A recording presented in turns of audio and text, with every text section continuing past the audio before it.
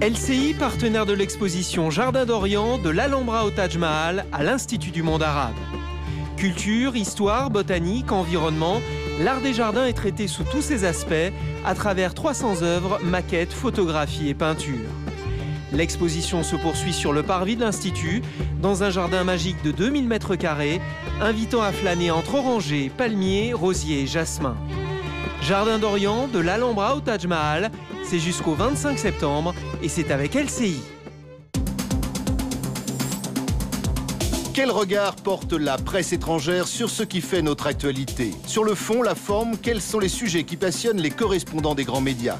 Liberté de ton, indépendance, impertinence même et sans langue de bois, retrouvez chaque semaine dans Vue d'ailleurs les journalistes et éditorialistes de la presse internationale. Vue d'ailleurs, c'est sur LCI.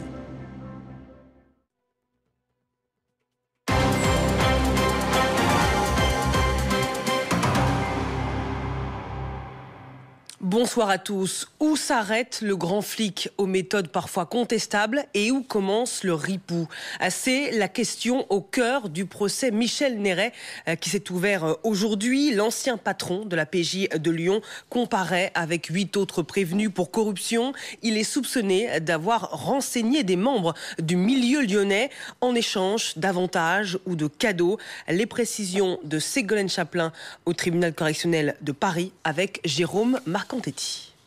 Le président a, lui, tout de suite voulu rentrer dans le vif du sujet en posant les questions qui fâchent. Il a voulu plonger au cœur de tout un système, celui des renseignements, avec cette question clé: comment fait-on pour entretenir une relation avec un informateur et obtenir de lui des informations sensibles, confidentielles? Eh bien, sur cette question, Michel Néret a répondu d'un ton presque professoral en donnant beaucoup de détails. Écoutez, ça prend du temps. Un informateur, ce n'est pas une marchandise. Moi, je ne cherchais pas quelqu'un qui puisse me donner une seule affaire, mais quelqu'un qui puisse me suivre tout au long de ma carrière. Écoutez les précisions de son avocat, Maître Sauvert, au micro de Chloé Gibert.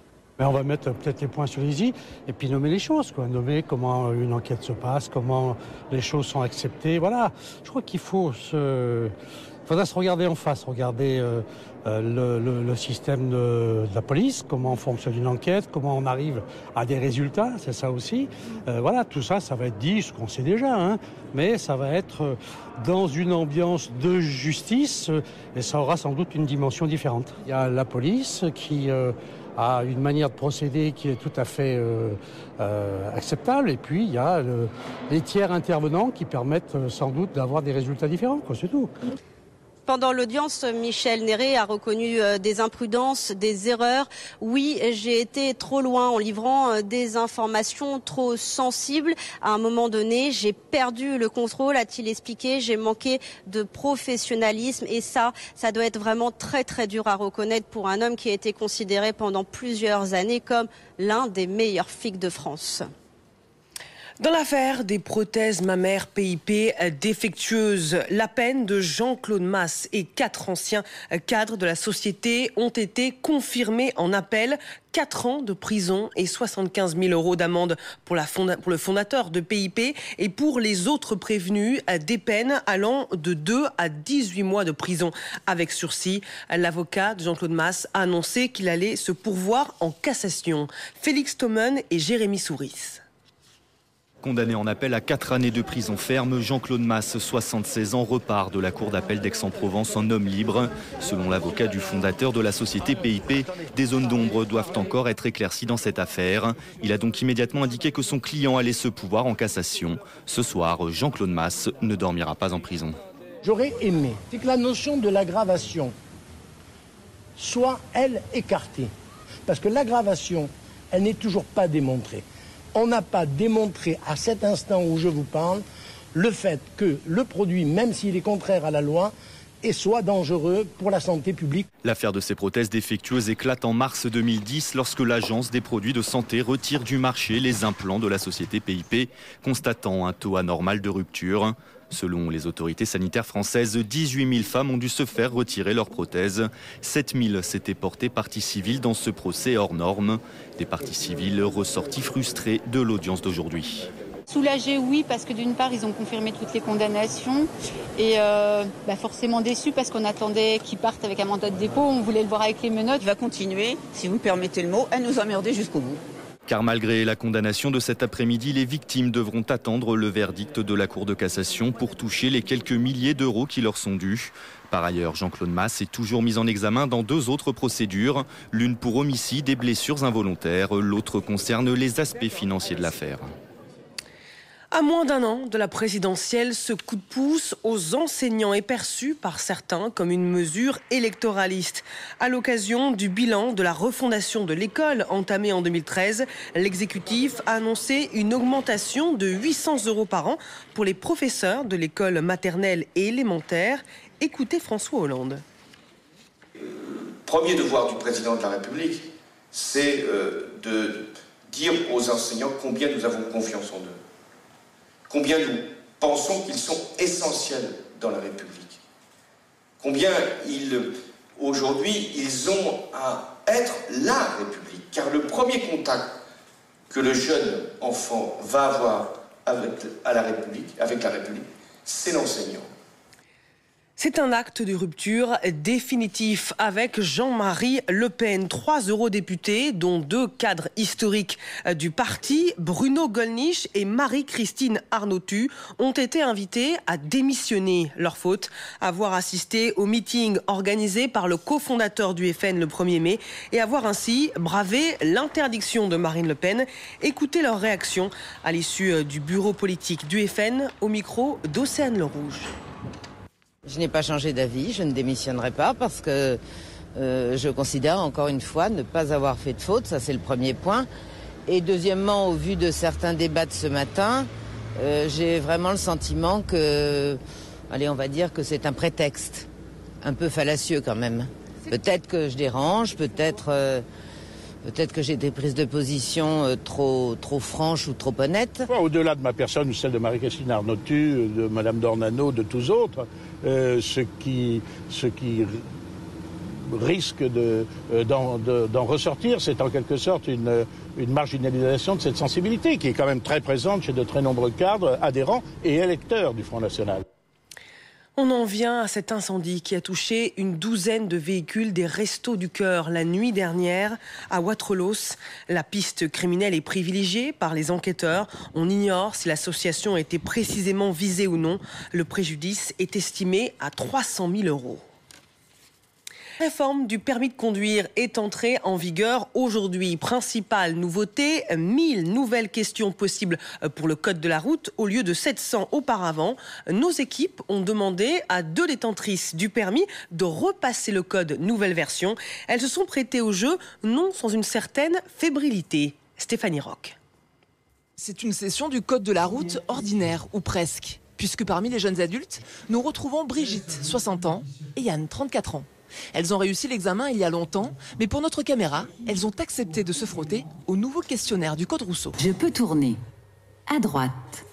Oui, réponse A. Des années de pratique et de la logique, certes nécessaires, mais aussi quelques interrogations, des questions pièges et des yeux baladeurs. Mais au final, nos 2 volontaires obtiennent des résultats plutôt encourageants. C'est pas aussi catastrophique que ce que je pensais, mais enfin bon. Oui. Ah, j'ai pas le code. Vous n'avez pas le code ? Alors moi j'ai fait 11 fautes sur 40. Toutes les questions de sécurité, c'est vrai que le freinage, l'ABS, bon ça je savais pas. Pourtant, oui, j'ai quand même passé il y a plus de 10 ans. J'ai fait 9 fautes. Je suis agréablement surprise, je pensais en faire beaucoup plus. Avec un peu de logique, je me suis rendu compte qu'on pouvait limiter quand même les erreurs. Surtout que les règles de signalisation et de circulation restent les mêmes. Aujourd'hui, le principal changement concerne l'environnement ou le comportement à adopter face à un accident de la route, par exemple, avec des règles de base de premier secours. À l'époque, les 40 questions étaient uniquement techniques, c'était de la réglementation, etc. Maintenant, sur 40 questions, on a des questions techniques et des questions de comportement. Autre innovation, l'arrivée de la vidéo. Une manière de mettre le futur conducteur en situation. Mais pour cela, rien ne vaut la pratique. Ça, c'est une priorité à droite. Ah. Voilà. Eh oui, l'absence de marquage au sol nous indique une priorité à droite. Et là, les règles ne sont pas prêtes de changer. Et restez avec nous à suivre Ainsi va le monde, présenté par Vincent Hervouette. Très bonne soirée sur LCI.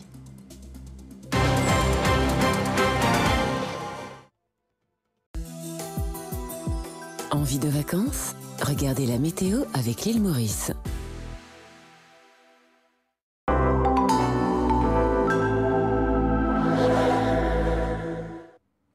Et petit à petit, le printemps va enfin faire son nid. Il sera aidé pour cela par l'anticyclone, parce que cette perturbation qui arrive va être grignotée progressivement par les hautes pressions. Alors, il est vrai qu'on va la retrouver mardi matin, dans le sud-ouest jusqu'au Massif central et jusqu'à la Bourgogne, avec très très peu de précipitations et vraiment localisées. Un petit peu plus sur le nord-est, du moins le matin. Sur les régions du nord, vous pourriez avoir quelques nuages bas ou quelques brouillards qui se dissiperont rapidement. Puis regardez ce qui va nous rester de la dite perturbation. Quelques nuages dans le sud-ouest, mais pas sur les Pyrénées. Quelques-uns aussi sur les Savoies avec 2-3 averses, quelques-unes prévues vers les Vosges. Et puis à noter dans l'ensemble du soleil, beaucoup de soleil près de la Méditerranée, avec toujours Mistral et Tramontane qui devraient souffler un peu moins que la veille. Voici les températures de la matinée, certes encore fraîches sur la Bretagne et la Normandie notamment, 3 à 4 degrés, voire 5. Et puis, on devrait aller déjà jusqu'à 12 degrés près de la Méditerranée. Dans l'après-midi, le maximum pour les Bastiers avec 25 degrés, 22 sur la Canebière, 16 pour Lyon, 19 le long de la Garonne. Et puis, ça reste encore un peu frais sur la moitié nord. On devrait avoir une moyenne de 18. On les atteint pratiquement pas, puisqu'on aura 17 degrés à Nantes, entre 12 et 17 degrés. Mais ça va changer. Alors voici les 2 jours suivants. Mercredi, beaucoup de soleil, quelques nuages sur le nord-est, une moyenne de 17 au nord, de 21 dans le sud. Et puis jeudi, ça y est, des températures quasi estivales. Ça tombe bien pour le jeudi de l'Ascension. Jour férié, beaucoup de soleil pour tout le monde. Quelques jolis petits cumulus en montagne. Une moyenne de 20 au nord, de 23 dans le sud. Parfois des matinées un petit peu fraîches, parce qu'il n'y a pas de couverture nuageuse. Vous êtes sur LCI, au cœur de l'info. C'était la météo avec l'île Maurice. Diabète? Pourquoi se piquer le bout des doigts quand on peut scanner? Avec le système innovant Freestyle Libre, vous pouvez désormais contrôler votre taux de glucose, n'importe où, n'importe quand, en pleine activité. Même votre enfant peut le faire. D'un scan rapide, vous obtenez votre taux de glucose et une flèche qui en indique la tendance. Vous pourrez ainsi bien gérer votre diabète. Connectez-vous à monfreestylelibre.fr. Freestyle Libre, dispositif médical d'autosurveillance du glucose pour le diabète sucré dès l'âge de 4 ans. La supervision par un adulte est requise jusqu'à 17 ans. Retrouvez Ainsi va le monde avec LCL, banque privée. Vous regardez Ainsi va le monde avec webmotoculture.com, pièces détachées pour matériel de jardin multimarque.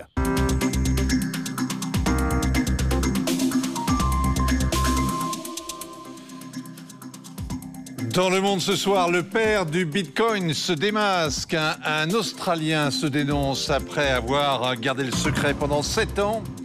Le temps que sa monnaie virtuelle et hautement spéculative s'installe, elle pèse aujourd'hui